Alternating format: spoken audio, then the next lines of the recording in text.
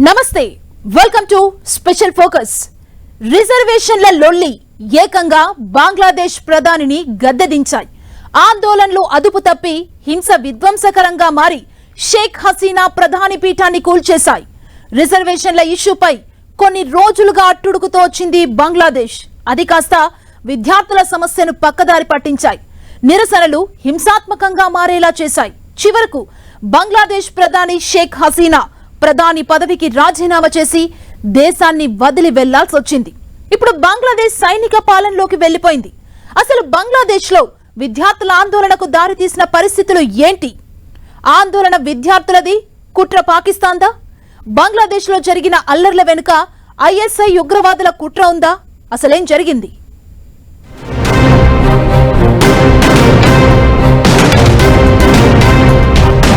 బంగ్లా ప్రధాని పీఠాన్ని కూల్చిన రిజర్వేషన్ల లొల్లి. విద్యార్థుల ముసుగులో టెర్రరిస్టులు హింసకు తెరలేపారా? కోటా లొల్లే షేక్ హసీనాను గద్దెదించిందా? నెలల తరబడి నిరసనలు ఆందోళనలతో రగిలిపోయిన రచ్చలో వందలాది మంది మృతి. కొన్నాళ్లుగా రిజర్వేషన్ల గొడవతో అట్టుడికిన బంగ్లాదేశ్ చివరకు సైనిక పాలనలోకి వెళ్లిపోయింది.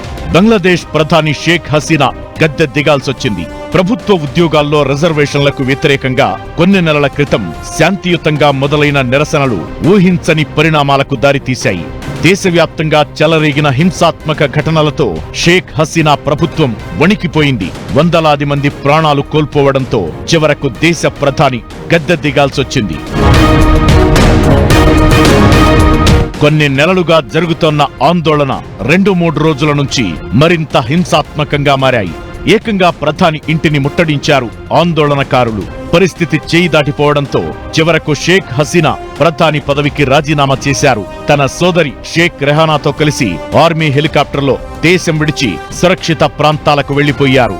పరిస్థితులు ఆందోళనకరంగా మారడంతో షేక్ హసీనాను ప్రధాని పదవికి రాజీనామా చేయాలని ఆర్మీ 45 నిమిషాల గడువు పెట్టినట్టు తెలుస్తోంది. అంతేకాదు, భద్రతా కారణాల దృష్ట్యా దేశం విడిచి వెళ్లాలని చెప్పినట్లు సమాచారం. అందుకే ప్రధాని పదవికి రాజీనామా చేయగానే ఆమె భారత్ కు చేరుకున్నారు. యూపీలోని ఘజియాబాద్ ఎయిర్ బేస్ కు చేరుకున్న షేక్ హసీనా లండన్ కు వెళ్లారు. షేక్ హసీనా బంగ్లాదేశ్ ను వదిలి వెళ్లిన తరువాత ఆమె ఇంట్లోకి చొరబడ్డారు ఆందోళనకారులు. హసీనా ఇంట్లో ఉన్న ఫర్నిచర్, ఇతర వస్తువులను పగలగొట్టి కొన్ని వస్తువులను ఎత్తుకెళ్లారు.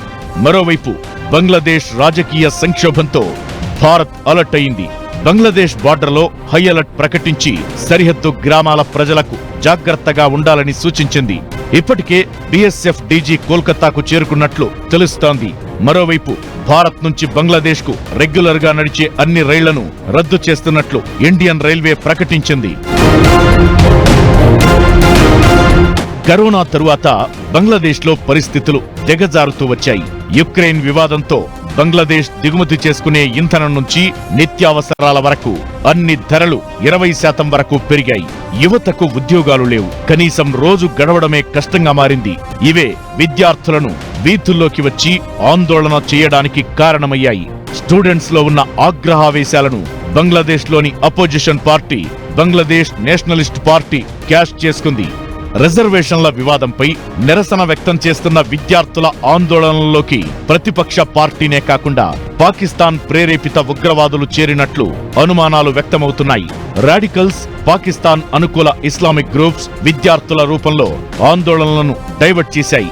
స్టూడెంట్స్ ఆందోళనలు చేసినంత కాలం నిరసనలు శాంతియుతంగానే జరిగాయి. ఎప్పుడైతే ఐఎస్ఐ ఉగ్రవాదులు, అరాచక శక్తులు ఇన్వాల్వ్ అయ్యాయన్న ప్రచారం జరిగిందో అప్పటి నుంచి శాంతియుత నిరసనలు కాస్త హింసాత్మకంగా మారాయి. ఆందోళనలు మొదలైనప్పటి నుంచి వందల మంది ప్రాణాలు కోల్పోయారు. చివరకు ఇంటర్నెట్ సేవలు బంద్ చేసి కర్ఫ్యూ పెట్టినా రచ్చ ఆగలేదు.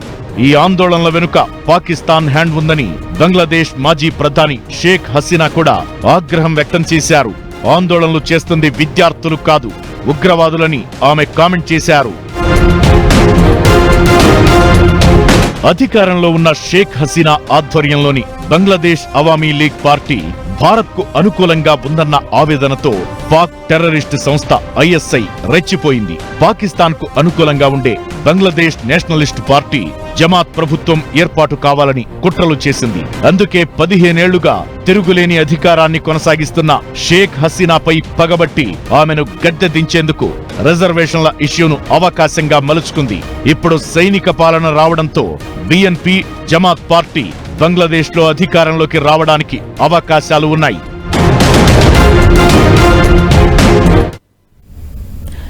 ఆమెది 15 ఏళ్లుగా తిరుగులేని పాలన. ఏ విషయంలో అయినా తగ్గకుండా నెగ్గుతూ వచ్చిన షేక్ హసీనా రిజర్వేషన్ల ఇష్యూతో మొదలైన హింసను మాత్రం కంట్రోల్ చేయలేకపోయారు. వరుస సమస్యలు, విద్యార్థుల ఆందోళన ఆమెను గద్దెదించేలా చేశాయి. షేక్ హసీనా భారత్ అనుకూలమని పాక్ పన్నిన కుట్రలో బంగ్లాదేశ్ అవామీ పార్టీ అధికారం కోల్పోవాల్సి వచ్చింది. అసలు బంగ్లాదేశ్ లో రిజర్వేషన్ల గొడవ ఎలా స్టార్ట్ అయింది? నిరసనలు ఎక్కడ మొదలై ఎటువైపు దారి తీశాయి? బంగ్లా సుప్రీంకోర్టు తీర్పిచ్చాక కూడా ఆందోళనకారులు వెనక్కి తగ్గకపోవడానికి కారణమేంటి?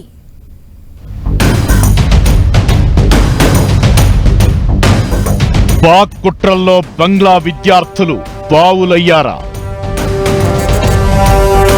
బంగ్లాదేశ్లో నెలల తరబడి ఘర్షణలు ఎందుకు జరిగాయి? హసీనా గద్దె దిగడానికి రిజర్వేషన్ల వివాదమే కారణమా? రిజర్వేషన్ల కోటా అంశం బంగ్లాదేశ్లో పరిస్థితులను ఒక్కసారిగా మార్చేసింది.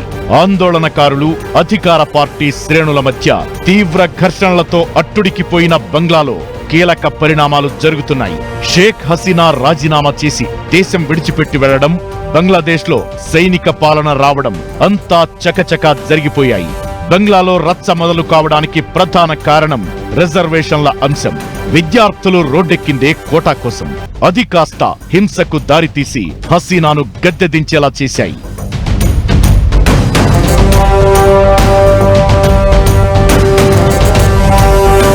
పంతొమ్మిది 1971లో బంగ్లాదేశ్ స్వాతంత్ర్యం కోసం పోరాడిన వారి కుటుంబ సభ్యులకు ప్రభుత్వ ఉద్యోగాల్లో 30% రిజర్వేషన్లు కల్పిస్తూ హసీనా ప్రభుత్వం తీసుకున్న నిర్ణయం తీవ్ర వివాదాస్పదమైంది. ప్రభుత్వ నిర్ణయం వివక్షపూరితంగా ఉందని విమర్శలొచ్చాయి. స్వాతంత్ర్య పోరాటంలో కీలకంగా వ్యవహరించిన హసీనా ఆధ్వర్యంలోని అవామీ లీగ్ పార్టీ మద్దతుదారులకు లబ్ధి జరిగేలా నిర్ణయం తీసుకున్నారన్న ఆరోపణలు వచ్చాయి. దీంతో రిజర్వేషన్లను రద్దు చేయాలని డిమాండ్ చేస్తూ విద్యార్థులు ఆందోళన బాట పట్టారు. ఇవి దేశవ్యాప్తంగా వ్యాపించడంతో గొడవలు, హింసాత్మక ఘటనల్లో వందల మంది ప్రాణాలు కోల్పోయారు.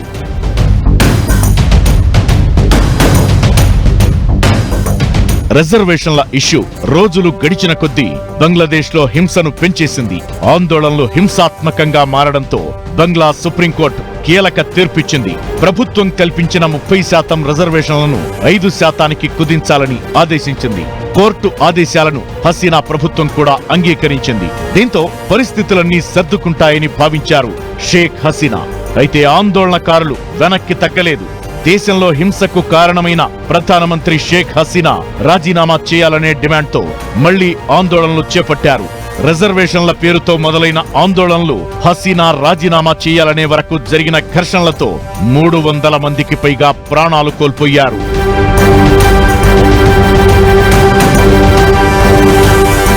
స్వాతంత్ర్య సమరయోధుల కుటుంబాలకు రిజర్వేషన్లు తగ్గించినా ఆందోళనలు జరగడంపై షేక్ హసీనా పలుమార్లు తీవ్ర ఆగ్రహం వ్యక్తం చేశారు. ప్రధాని పదవి నుంచి తప్పుకోవడానికి ఒప్పుకోలేదు. నిరసనల పేరుతో విధ్వంసాలు సృష్టిస్తున్నారని హింసకు తెరలేపింది ఉగ్రవాదులని ఫైర్ అయ్యారు. అశాంతిని అణచివేసేందుకు ఇంటర్నెట్ పై ఆంక్షలు విధించారు. ఒకానొక సమయంలో ఆందోళనకారులతో చర్చలు జరిపేందుకు షేక్ హసీనా పిలుపునిచ్చినా ఆందోళనకారులు నిరాకరించారు. దేశంలో ఆందోళనలు తీవ్రమవడానికి ప్రధాన ప్రతిపక్షమైన బంగ్లాదేశ్ నేషనలిస్టు పార్టీతో పాటు నిషేధానికి గురైన జమాతే ఇస్లామీ పార్టీ కారణం. అపోజిషన్ పార్టీలు పాక్ కుట్రలే హింసకు కారణమయ్యాయి. చివరకు ప్రధాని పదవికి రాజీనామా చేసి దేశం విడిచి వెళ్లిపోయారు షేక్ హసీనా.